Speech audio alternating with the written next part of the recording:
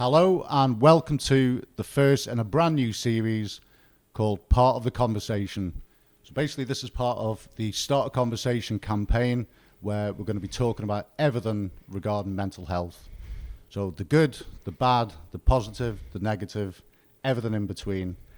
And more importantly, we're going to be talking about the tough questions which need to be asked.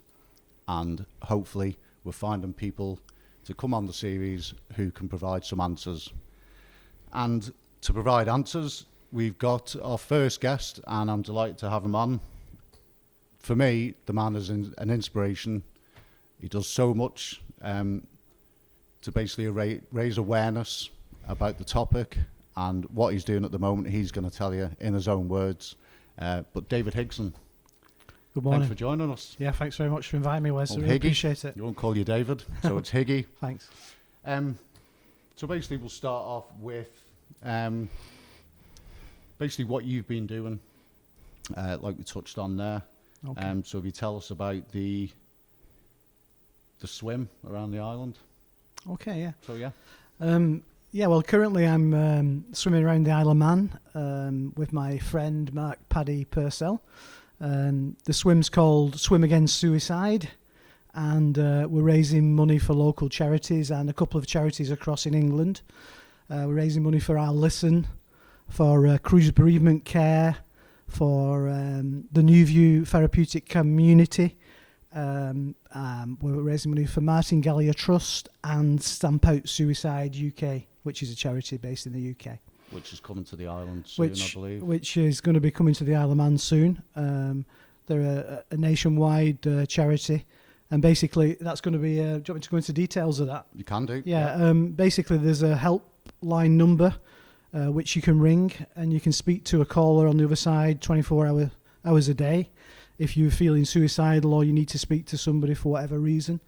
And that person will support you and provide contact, if you wish, to a professional, a mental health professional, psychiatrist or psychologist, whichever's more suitable.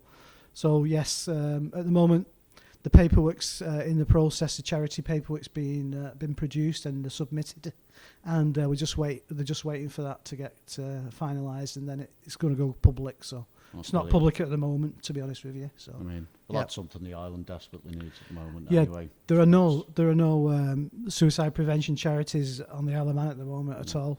Even though there's quite a lot in the UK, there's nothing on the Isle of Man. Yeah, well, it's a step in the right direction. Absolutely, yeah. Coming over. Yeah, that's one of the charities. Yeah. So basically, you touched on the swim around, the island there. Yeah. And the group that you set up there, the Bereaved Survivors of Suicide. Yes, I did. So can you give us, and tell the people, I obviously know a bit of the background, but for the people watching, listening, can you tell us why you set that up? Yeah, sure. Well, basically the reason why I'm sat here now in front of you is because my one and only son Martin took his own life by suicide in 2018, in June 2018. And that's the reason basically behind everything I do from then till now, basically. In 2018, when we found out that Martin had taken his own life, he was living in America, 5,000 miles away from us. It was a total bomb going off in our life, total devastation and shock. And basically I found that there was no local support. I couldn't find anybody to reach out to on the Isle of Man to talk about it, or basically to share my experiences and sort of clarify, is what I'm going through normal? Because you experience all sorts of emotions and devastation, to be honest with you. So we'll fast forward 6 months, because there was like 6 months of absolute shock and horror and hell and all the rest of it. And then I decided to turn Martin's death into something positive. I wanted to turn it on its head and try and help other people in a similar situation that I was in, and also to help myself by expressing how I was feeling and expressing how the grief was affecting my life from day to day. So I set up Bereaved Survivors of Suicide Isle of Man, which was a closed Facebook community group for people who were bereaved by suicide, either family or friends or anybody who was affected by it, basically. Yeah. So that was in sort of 6 months. So that's 2019 when we set that up. We currently got about 209 members. Some of the number don't live on the Isle of Man, but there are people who have come in contact with online who have been supporting, or family friends who have been affected, or friends of Martin that were affected who have joined as well. I mean, that's brilliant, the fact that you're bringing people Yeah. together and helping them through that grief. Obviously, I didn't have any training in being a counsellor at that time, or any psychology training or mental health awareness training, although... You have done recently you've been doing Yeah. courses and things like that. Yes, recently I've attended quite a number of courses, and I'm a cruise volunteer now, a cruise bereavement volunteer. I've had training at cruise. I've been on suicide awareness training and suicide bereavement awareness training, and basically stop suicide training as well, QPR training they call it. And as a result of the group, we've done fundraisers to pay for people in the group who want to do courses, like those courses. I've done swims to raise money, and I've done Just Giving pages just to be able to pay for people to go on courses. So there's still a bit of money left to do that. And just this last week, it's important that people go. Yeah, You know, if there's any courses out there that you feel that you should be going on, go and do them. Like I say, it could be the difference between being able to save somebody's life and just basically educating yourself. This is what this whole thing is about. Yes. It's education. How can we help each other? Because I think that's the one thing that we really lack. We lack the skills to be able to look after each other, and that's what it's going to take. It's going to take all of us to be looking out for each other. So, I think people live in a bubble. I don't think people want to talk about suicide on the Isle of Man. I think even the word itself, we spoke about this before, haven't we? The word suicide it's like a taboo. It's like you can't say that. I mean, there's a stigma around the word. People are not talking about it. Like, it's not open, and we're pushing it underground. Basically, suicide's getting pushed underground, which makes suicide easier for people to think about it, doing it. Yeah. You know, we need to be more aware. We need to look out for our friends, our family, our brothers, our sisters. We have to look at the behaviour. You know, are they down? What's happening in their life? Is there financial problems, emotional problems? How can we help? Do they need a... Like I say, it's the different elements. I don't think people understand that it's not just one black cloud hovering over people. It can be one thing that just tips somebody over that edge. Absolutely. I mean, I look at it like a glass of water, basically. When your glass is full of water and you get another problem poured into the mix, it overpours and you just can't cope with it. You know, and it could be anything. It could be a relationship breakdown. It could be, anything. You could lose your job. Anything. It could happen to anybody, any one of us. And you don't realise, but you're so close to being in my boat. And let me tell you, you don't want to be in my boat because it's not a nice place to be. It's likened to surviving the Holocaust, being a Holocaust survivor. The amount of trauma that you go through, losing somebody through suicide, is comparable to the pain and suffering that you would feel if you were a Holocaust survivor from the camps. And I can I've never been there, but obviously I can understand that the devastation is just incredible. So basically, how would you say, like, it's affected? So obviously Martin's death's affected you personally. Yes. Your family, obviously. Yes. Your friends, the relationships that you have, and how people treat you in general. Because obviously in your life there's going to be a before and after. Yes. And something as, a big like an event as that, it just changes your life completely. Absolutely. So how do people kind of treat you? That's a great point, Wes, the before and after, because you look at life that way now. After it happens to you, it's like, oh, that was after Martin died, or that was before Martin died. Do you remember when we did that before? Yeah. And it is like like before and after, and your life totally changes.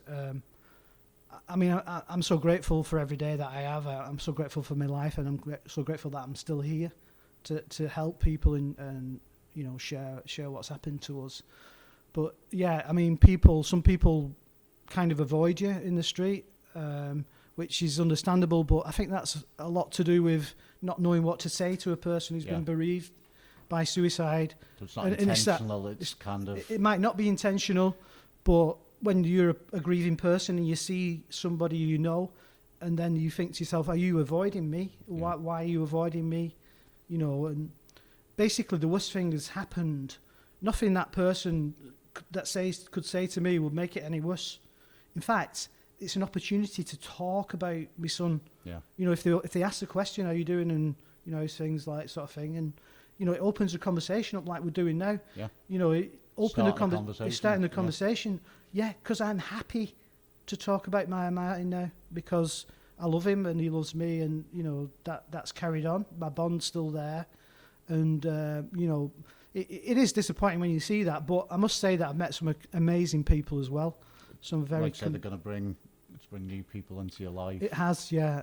Through the various things that you do, and I've met some wonderful people, some very compassionate, some very kind and loving people who have reached out and offered help. And I mean, I've been lucky enough to obviously the event in Laxey last month. Yes. To meet a couple of them people. Yeah. And inspiring really when you meet people like that. The resilience and the compassion that people show. Yeah.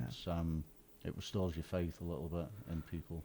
I mean, it's not for everybody to step up like I step up and like other people I know. Some people are more personal with the grief and they don't want to talk or share about it. They're just surviving day to day, because to be honest with you, a lot of people who are bereaved by suicide are 60 to 300% more likely to take their own life by suicide themselves. Yeah. That's 60 to 300% more likely than a normal person to take their own life. And especially if you're a parent, a father or a mother, and if you're a mother as well, that increases. Yeah. A lot of people won't be aware of that fact, but just to survive this is it takes a monumental effort of personal, like say, resilience and personal self-discovery, and a lot of people don't make it. Yeah. Let's be honest, let's be truthful. I mean, you yourself, were you at any point? Yeah. I mean, I must go back to 2020, which is just 2 years ago. I lost Martin in 2018. In 2020, I lost my dog, and that was a surprise, and that really affected me badly. I was drinking heavily and got myself in an uncontrollable state, and decided that I wanted to end my life at that point because the grief was too much. I had underlying grief about Martin, and obviously the dog I loved like a child died as well, which is, you might say, a dog, but obviously my cup was already full. Animals are, animals are so special to us. Ways absolutely. Than people ever realise. And I got so drunk that I got myself in a state where I wasn't in control of my mind or my emotions, and that's what alcohol does sometimes if you have too much. And I nearly left the planet, shall we say, but thankfully my wife caught me in the act, shall we say, and I won't go into the details, but I've not drunk since then. I don't drink alcohol anymore. I vowed from that time on that I always wanted to be in control of my emotions. I wanted to know how I feel. If the grief comes, then I'll deal with it. I'm not going to try and block it out with either drink or drugs or anything else. I want to deal with it in a holistic way, and that's how I've sort of dealt with the grief since then. But I suppose with people's struggles as well, that it's quite a natural thing. I mean, I think I've been guilty of the fact where I'll try and suppress things, and I'll go out and not use drink where it should be an enjoyable, sociable thing. Yes. Certainly at times, and that anger, whatever's in you, it's quite easy to make them decisions, and that you can't come back from. Absolutely. In that state. But then again, so obviously we'll talk about Martin and his struggles. Yeah. So obviously looking back, and you've obviously had time to kind of reflect and things.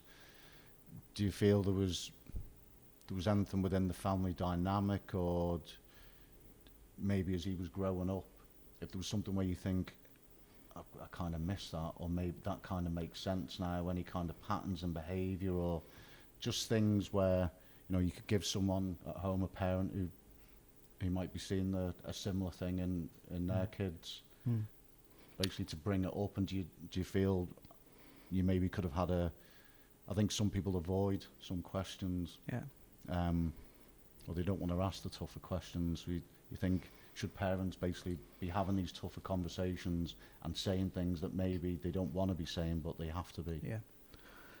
What I would say is that it's more important to have these conversations and be at a funeral wake for your loved one.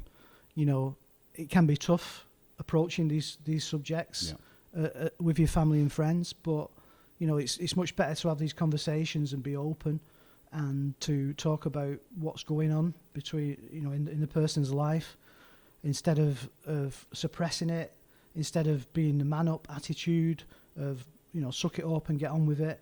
I mean, I'm from that generation where I used to be in the police, where, you know, there was no counselling.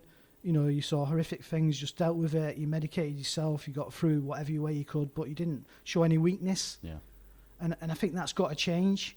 I think in society, totally, we've got to look at how we talk to each other and how we look after each other, and we have to become more open as a society 100%. So that we can have these discussions about, yeah, I'm feeling shit. Why? Tell me about it. What is it, and how can we help? Can I help? Can somebody else help you? You know. So looking back on Martin's life, he was always I was probably an oppressive father, quite a strict father, because I wanted to produce a child that was polite, well-mannered, and did well in life, because that's part of your role as a father, I thought. I might have been too strict with him and didn't have these conversations as he was growing up. So he found his own way to deal with life's problems as they come along, because, I mean, we all get problems in life, even I do. Unavoidable. So if I could have had those conversations with, like, well, why don't you try this if this is happening? Why don't you try that if that's happening? I never had those conversations with him. It was more like, well, we don't talk about it. We just crack on, get on with it. You know, don't be so soft. You know, crack on with it. So which there'll be. Everybody does it. Yeah. It's a common thing, and yeah, hold my hands up. If I could turn back time and do things differently, I would. But he had anxiety, a bit of anxiety, Martin, when he was like late teens. So when he went off to university, he developed what I would call a drink, like an alcohol dependency. Right. At uni, he was like, you know, banging it in, and when he came home, he carried on. So he had an alcohol dependency. But I don't think there's just one thing that made him take his own life. There's a number of things, and I had to investigate his death, basically, to find out for myself what had gone wrong. What was it? What were the factors that made him do this? Because I didn't really I knew he had a drink problem and a marriage problem and an anxiety problem, but I didn't know he was suicidal at the time. I've since found out that he had some attempts, which is always a sign. If people have attempted beforehand, the big alarm call, big bells, red button, everything needs to be sounded, because, you know, they might have not completed it. But they've got to that point. They've got to that point, and it's there in the psyche to. And if things get bad again, they might return to that psyche again and do it and complete it. And obviously, that's not what you want. So if people have, you know, it's not a cry for help. You know, if somebody's failed to complete it, it's not a cry for help. It's because they failed. Yeah. You know, treat them like with kid gloves, look after them, do whatever it needs to do to keep them alive. Because, you know, everybody is so unique. Everybody is so precious. Every individual has got a place in this world and is unique. And I think as a community and a society, we need to look at that uniqueness and admire that and value that. Yeah. Everything I can do, everything you can do is just amazing. You know, I want people to really love themselves and accept themselves for what they are and the good things that they are and the bad things as well. And understand get to understand yourself, but most of all, don't leave too early. Yeah. You know, life is precious. Life is such a gift that, you know, you need to seize it by both hands. Don't let your problems destroy your life, basically. You know, enjoy your life. get what you can out of life. So yeah, going back to Martin, I'm sorry I'm That's great advice digressed there a little anyway. bit there, but That's great advice. look after, just, are there any changes in behaviour, eating? Are they giving away stuff like the prized possessions? You know, Little subtle things. That you won't think about. Yeah. Are they isolating themselves from their friends? Are they on media? There's a pattern of, have they lost a job? Is the relationship breaking down? You know, all these things can be enough to send people the way my son went, you know. But the big thing with my son, we talked about it a lot with my wife, is that he developed type 1 diabetes when he was 28. Right. So he's injecting insulin, which is, if you are type 1 diabetes, that increases your risk of suicide as well, massively. And it gives you a mood, it can alter your brain chemistry, and you can get rages and obviously get anger, and it really messes with your body and your mind as well. So he was very ill at the end when he took his life. So there was a number of things, the alcohol, the diabetes, the depression, trying to self-medicate with alcohol and being diabetic, because obviously he couldn't drink loads of beer because of the blood sugar, so he was drinking vodkas and heavier spirits to get the same sort of kick, but basically. There's just a big pot of stuff that went wrong for him, and we were 5,000 miles away. He was isolated from his own family, even though his wife was American. That isolation, well. yeah. And I think because he was proud, and because of our upbringing, like, don't show your emotions, suck it up, you know, get on with it. Like, for us, we didn't want him to break up with his relationship was breaking down. We didn't want him to do that because he had a grandchild. And that's a picture of Miles, my grandson, when he was a baby. I painted that. We said, don't break up. Just do whatever you can to get through it. And now I would say to him, break up, come home. I'm here for you. Whatever it is, we can sort it out. It doesn't matter. It's not the end of the world. Let's work it out. You know, but like my old self would say, no, you stick together no matter Family what, unit, because I've done that, because this is the way I did it, and that's why you're still here, and etc. etc. It's just my lived experience and what the values that have been passed down to me, and I have to hold my hands up and say that they were all that good. Well, you're trying to give the best sort of with your information that you have, with your experience, with your information, and the best advice at the time. Yeah. But looking back, you know, I'd do it differently, definitely. And Kel Staniford's doing some great work with trying to raise awareness with giving kids the resilience to cope with problems at a younger life in schools. That's what Adolescent are doing. They're getting in early, primary schools, giving them the tools to cope when life goes shit-shaped. They've got the tools to deal with it without turning to the drink, turning to drugs, and taking their own lives. You know, they've got coping strategies. Carl's, if it works, it's right. If it works, it's right. Yeah, absolutely. It's just amazing. And I mean, we're going to get Carl on the good, series anyway. Yeah. And but I'm all for that, and I support it 100%. Even and I listen. It has to start at an early age. Yeah, we Kids have to develop these coping. I mean, Cal will tell you himself at a certain age, mental health's already developed. Yeah. Is it? Does he say 10 or 12 or something like that? They've already it's between 10 or 12. Anyway, yeah, they've already developed a kind of mental illness or mental health problems. And you look this week at the figures. I think it was close to 1,400. They said under 16s waiting for CAMS. Either within the mental health service or waiting to absolutely to be seen, which is, for an island this small. Yeah, it's shocking. That amount is shocking. But in a way, it's good because people are coming forward.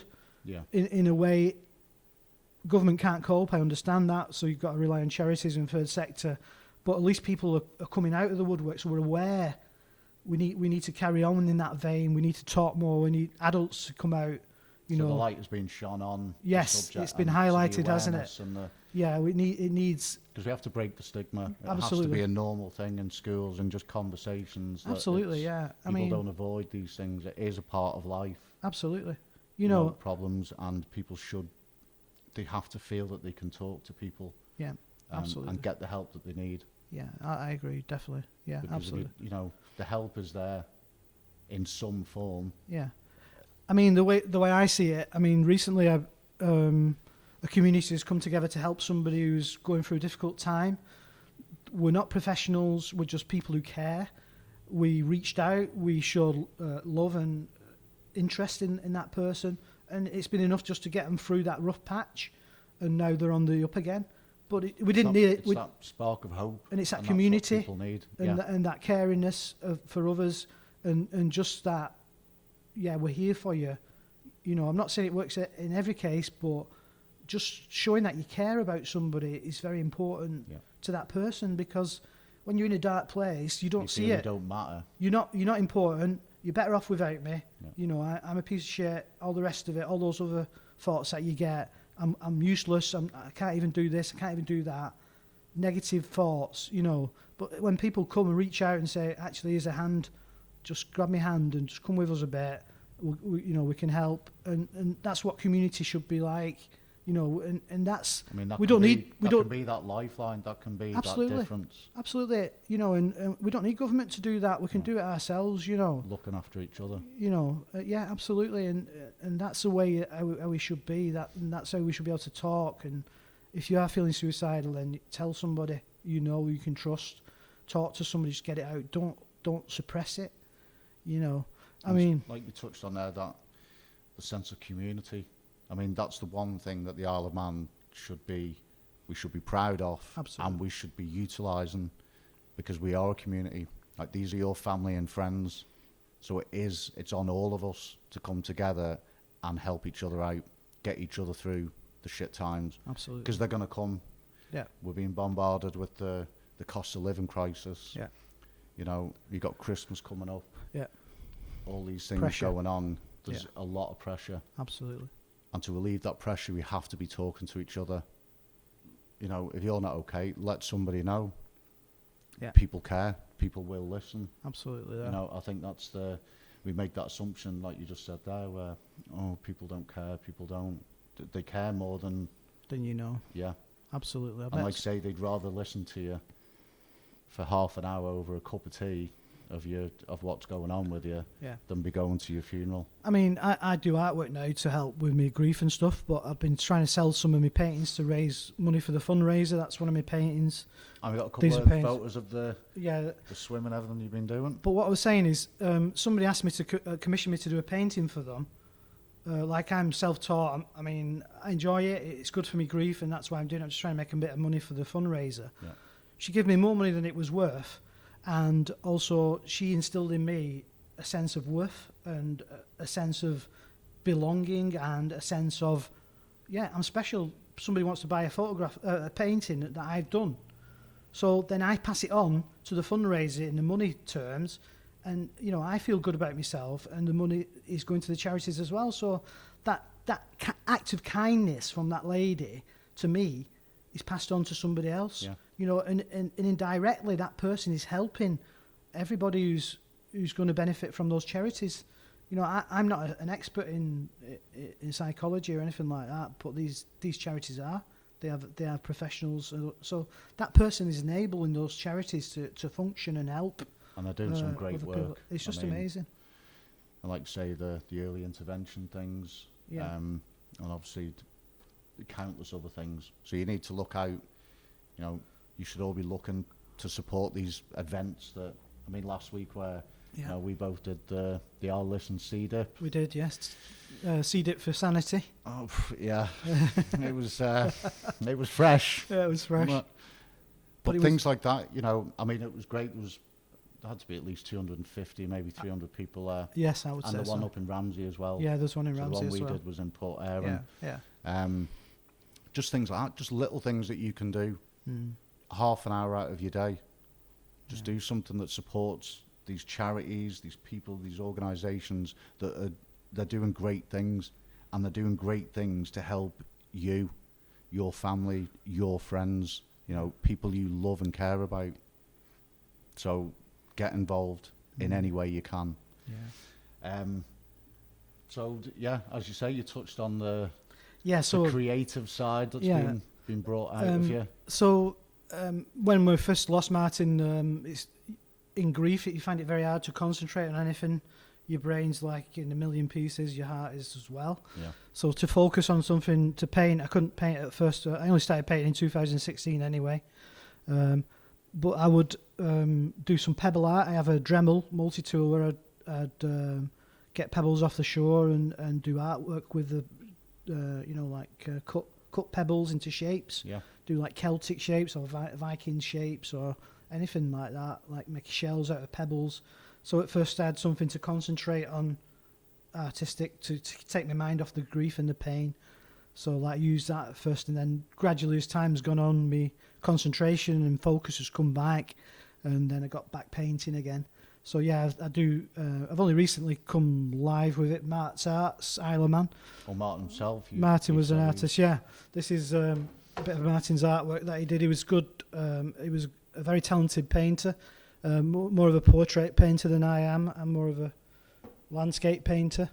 This is a picture of Martin. This is when he left the Isle of Man to go and live in America in 2016. As you can see, the look of excitement on his face, and both his parents have got a glum look on their face, thinking, we really didn't want you to go, but you had to do it, and you did. But yeah, that's our Martin there. And that's the impact. This is the whole point of like this episode, in the fact that you hear government statistics. Yeah, Easy for me to say, but there's a face. Absolutely. There's a story behind it. These are people, and that's what it's all about. It's not allowing the numbers and the figures to sort of to look over them and kind of. Yeah, they say that at least 160 people are affected by one death by suicide. That's 160 people around that person. Yeah. And on an island this small. And last year we had 12 people die by suicide on the Isle of Man. There may have been more which have not been given the verdict at coroner's court, right, which might be just like drugs or alcohol related, which may have just gone under the radar. So I work with government, trying to with the suicide prevention strategy group, trying to make the island a zero suicide island, because we want to cut it out completely, because we don't want anybody else to be in the club, to be honest with you. It's just the worst club to be in the world, absolutely. But having said that, we stick together now. I've met some wonderful people. We help each other through bad days. And the hope out of it's turning the worst situation. Yeah, turn it on its head. Yeah. So I think the fundraiser, the swim, we set off in May from Laxey, May the 3rd, I think it was. We're going to swim all the way around the Isle of Man. We're currently at Glenmore on the west of the island. We've done 15 stages, 15 swims over the summer. I'm not sure if we're going to carry on in the winter or not. We'll just have to pick our weather days, because the winds are paying the proverbial. Yeah. I think we've raised £4,600 at the moment, roughly speaking.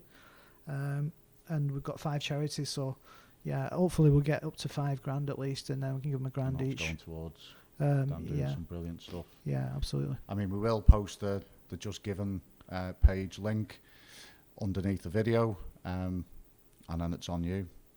Higgy said £5,000, get it up to 6, more. You know what I mean? Swimming around the island. Yeah. I think our longest stage was like 9.5 kilometres. We swam from from Port Sodrick to the end of the ice at Langness. That was 9.5 kilometres. That was, we've had some tough swims, and there's been a few times where I felt like quitting, but then that resilience that I've gained through grief, I felt like Martin was always with me swimming. We were surrounded by seals at times, and a lone seal on occasion, and I would think, oh, Martin's here just to egg me on. The first one we did was 7.2 kilometres from Laxey to Groudle. I got seasick. I was throwing up in the water, and I've thrown up a couple of times since, which makes the lads laugh who are supporting us, because I've been drinking red energy drinks and it comes out like purple vomit. It's quite funny, so they've had a good giggle about that. But yeah, there's been some rough swims and some nice ones too. I suppose it's like life though, isn't it? You're going to have good and bad days, and when you've got to dig deep. Yeah, absolutely. And where the day you just don't want to do it, you don't want to. And some people might think I'm mad thinking that my son's swimming with me in the form of a seal, but I don't care what you think, because it got me through. It got me to the end. It got me through whatever I need to get through. Even now, I have a spiritual connection with my son. I'm very spiritual, and that's opened up a new kind of life for me. I've become self-aware. I meditate. You know, I just love that side of life now, and I feel him very close to me. I feel him with me now, and I'm going to continue, with that as I go forward with my grief. It helps me, feeling him around me. That's the thing. If that helps you, Yeah, absolutely. it's like anything. If something works for you, if it helps you, Yeah. in any way, do it. Well, you'll have things that are good for you that Yeah. you know that if I do this, it'll get me through. Yeah. Like I do. But you've got to find it in yourself. You've got to really examine yourself, and You've got to be open to trying different things. Absolutely. And finding something. Absolutely. You go, yeah, that does it. I mean, cold water swimming's been great for me. I used to I swum all my life in the pool, but like since Martin died, I started going outside and in the sea, and I found that really helpful. That really switches you off from all your thoughts once you're in the water. Well, it's like we said last week. How did you find it? I mean, I'll get cold showers and things like that. And, Right. I like sort of being in the sea. Yeah. See, I like the fact where I think in life you try and control a lot of things. Yeah.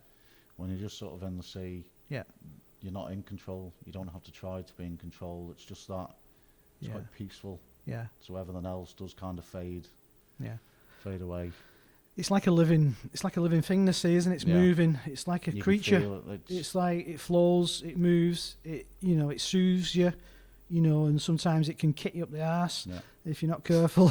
So you have to be careful, obviously, when conditions you go in the sea. But yeah, I found it really helpful. And there's lots of groups on the island, swimming, cold water groups. There's the blue tips for the blue women's, tips, and even the men can join in with the blue tips groups. I'd recommend it if you're thinking about it. Do it. It can really help you refocus your thoughts and take you away from intrusive thoughts. There's a lot to be said. I mean, you think now with the Wim Hof Yes, absolutely. method and all these things have become more mainstream, Yeah, if you like. So it's, I mean, it's things people are opening up to. I'm not saying it's for everybody, but No. just simple breathing exercises, breathing techniques in your house, for anxiety. Box breathing is just quite a simple thing anybody can do, but it can take you out of that pain. It can help you, change the way you look at your life and your problems and switch them off and give you a rest from things. Yeah. There's loads of stuff to do. Meditation, if you can't meditate, breathing's easy. I mean, we're all breathing, but just focus breath work. It's just amazing stuff, and anybody can use it. There's loads on YouTube. Just crack on, fill your boots. There's so much stuff like on online now. All the tools are there. Whatever's going to work for you, give it a try. Just go and find it, isn't it? Yeah, absolutely, find it. Yeah, definitely. So I think we've kind of.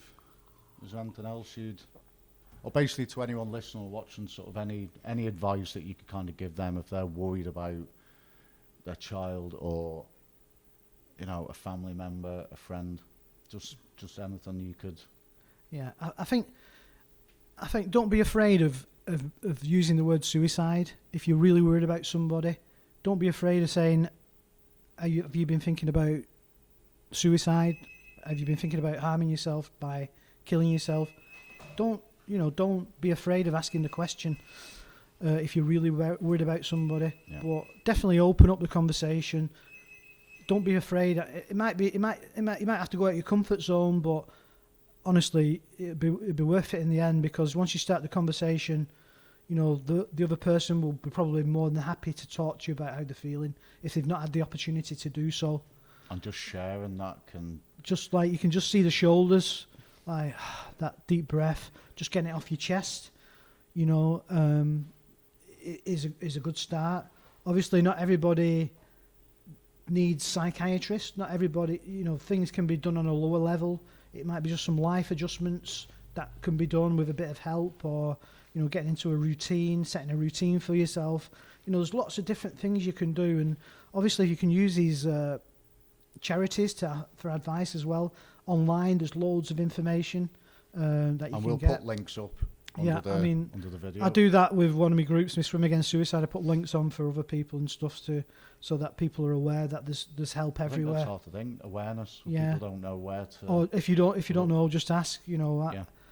I'm quite happy to help if you're struggling.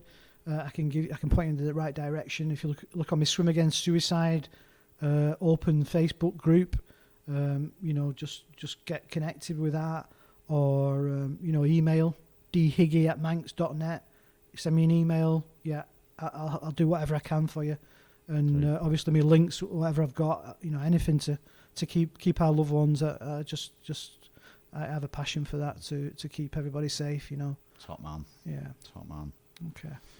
So I think that's Okay. probably about it. All right, mate. So hopefully you found this episode helpful, insightful, inspirational, because basically the story behind it and everything that's gone on since and what you're doing it's unbelievable, mate. And just continue. Yeah.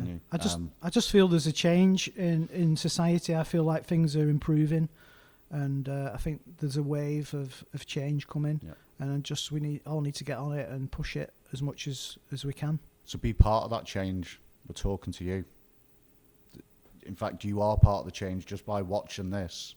You're part of it. So go and share it. Go and like it. There's a YouTube channel. Go and subscribe.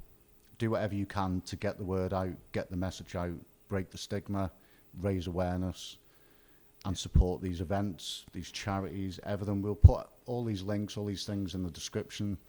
And basically just be part of the conversation. So thanks very much, Higgy. All right, mate. Take care. Good to see you. Yeah, you too. And stay gold. See you soon.